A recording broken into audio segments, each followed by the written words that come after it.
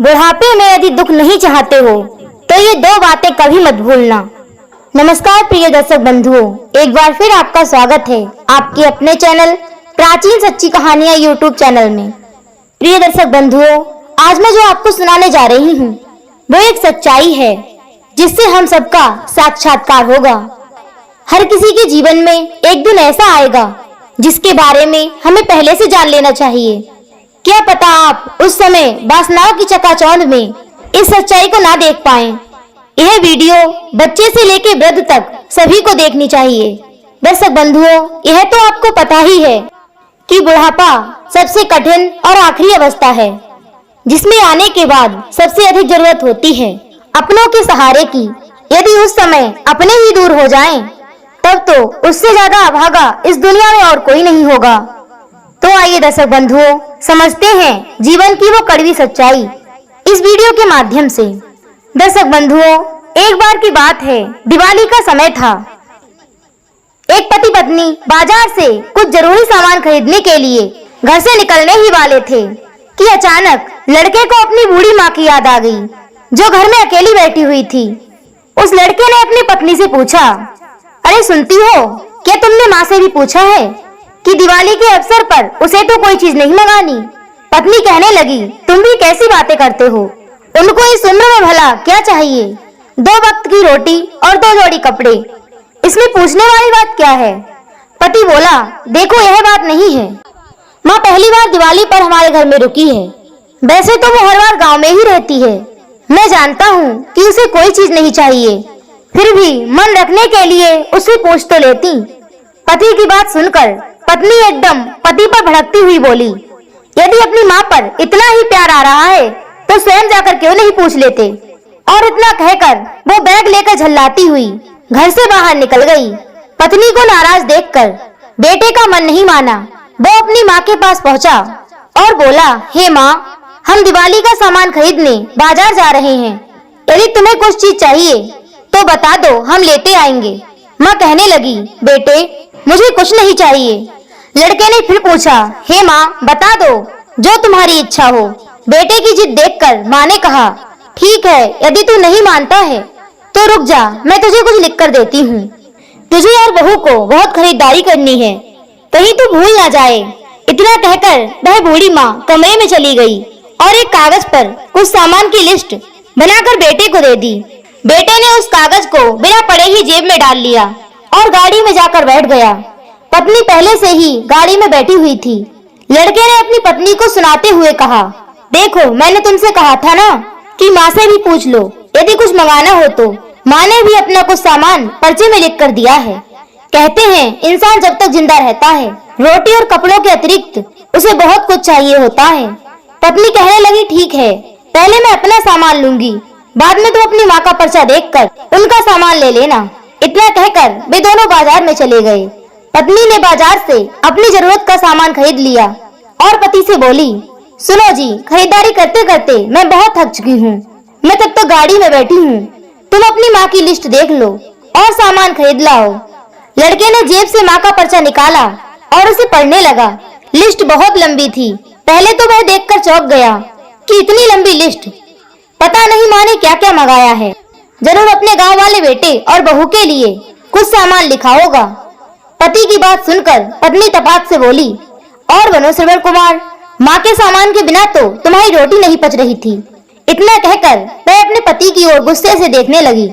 इधर पति ने जब माँ का दिया हुआ पर्चा पढ़ा तो पढ़ते पढ़ते उसके हाथ कांपने लगे, उसकी आंखें भर आईं, उसका पूरा शरीर कांप रहा था।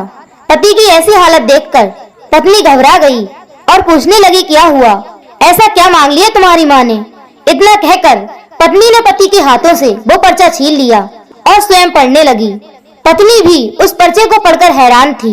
इतने बड़े पर्चे में सामान की जगह माँ का भाव लिखा हुआ था। जीवन की सारी इच्छाएं उसने उस पर्चे में चंद शब्दों में व्यक्त की थी। उसने लिखा था कि बेटा, मुझे दिवाली पर तो क्या, किसी भी अवसर पर कुछ नहीं चाहिए, फिर भी तुम जिद कर रहे हो तो मेरे लिए बाजार से यदि किसी दुकान पर मिल जाए तो फुर्सत के कुछ पल मेरे लिए लेते आना, क्योंकि ढलती सांझ की तरह मेरे भी जीवन की सांझ हो रही है। मुझे इन गहराते अंधियारों से डर लगने लगा है। पल पल अपनी तरफ बढ़ रही मौत को देखकर डर लगता है। मैं ये जानती हूँ कि मृत्यु परम सत्य है, उसे टाला नहीं जा सकता। इस कमजोर वृद्ध शरीर के साथ अकेले रहने से बहुत घबराहट होती है। पता नहीं कब ये दिया बुझ जाए। जब तक तुम्हारे पास हूँ, कुछ पल मेरे साथ भी बिता लिया करो, थोड़ी देर के लिए ही सही। मेरे बुढ़ापे का अकेलापन बांट लिया करो। तेरे पास रहने पर बिना दिया जलाए ही मेरे जीवन की सांझ रोशन हो जाएगी। कितने सालों से मैंने तेरा स्पर्श नहीं किया है। एक बार मेरी गोद में सिर रखकर लेट जाना। मैं ममता भरी हथेली से तेरे सर को सहलाऊंगी।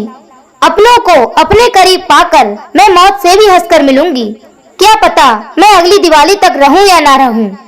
दर्शक बंधुओं, माँ के भावों की अंतिम लाइन पढ़ते पढ़ते पत्नी भी फपक फपक कर रोने लगी। दर्शक बंधुओं, माता पिता जब बूढ़े हो जाते हैं तो हम लोग उन्हें अपने घर में बूढ़े और बुढ़िया की श्रेणी में रखते हैं। जिस वक्त उन्हें हमारे सहारे की सबसे बड़ी जरूरत होती है, उस समय ही हम उन्हें अकेला छोड़ देते हैं। एक तो बढ़ती उम्र और छीड़ होती सारी शक्तियाँ, कमजोर आंखें और शिथिल हाथ पैर, और ऊपर से अपनों की दूरियां उन्हें और कमजोर बना देती हैं। ऐसे में वे जाए तो कहाँ जाएं? दुख दर्द की बातें सुनाए तो किसे सुनाएं?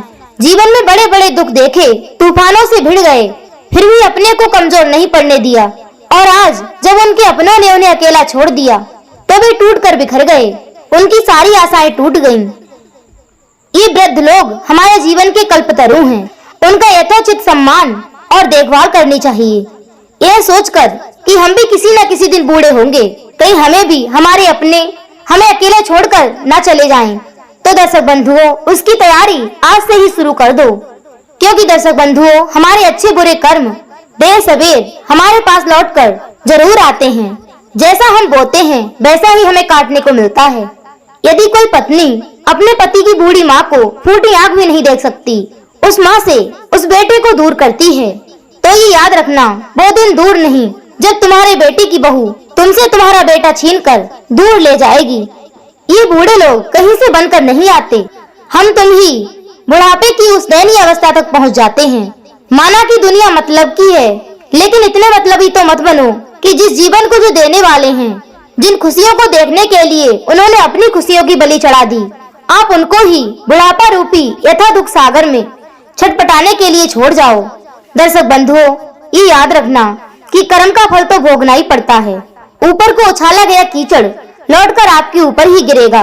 प्रिय दर्शक बंधुओं, माता पिता तो भगवान के समान होते हैं, और कुछ लोग उन्हें बूढ़े होने पर मस्तक पर बिठाने की बजाय पैरों से कुचलते हैं।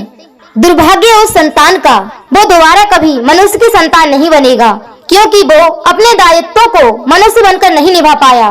माना कि तुम मजबूर होगे, लेकिन माता पिता के दुख से बड़ी मजबूरी तुम्हारी नहीं होगी। तो दर्शक बंधुओं, यह थी हमारी आज की एक छोटी सी कहानी। यदि वीडियो अच्छी लगी हो तो लाइक करें, कमेंट करें और अधिक से अधिक लोगों तक शेयर अवश्य करें। और यदि आपने अभी तक हमारे चैनल को सब्सक्राइब नहीं किया है तो कृपया हमारे चैनल को सब्सक्राइब अवश्य कर लें, बेल आइकन ऑन कर लें, ताकि हर आने वाली वीडियो की नोटिफिकेशन सबसे पहले आपको प्राप्त हो। फिर मिलेंगे इसी तरह की एक ज्ञानवर्धक चर्चा के साथ। इसी के साथ दर्शक बंधुओं, राधे राधे, जय श्री कृष्णा।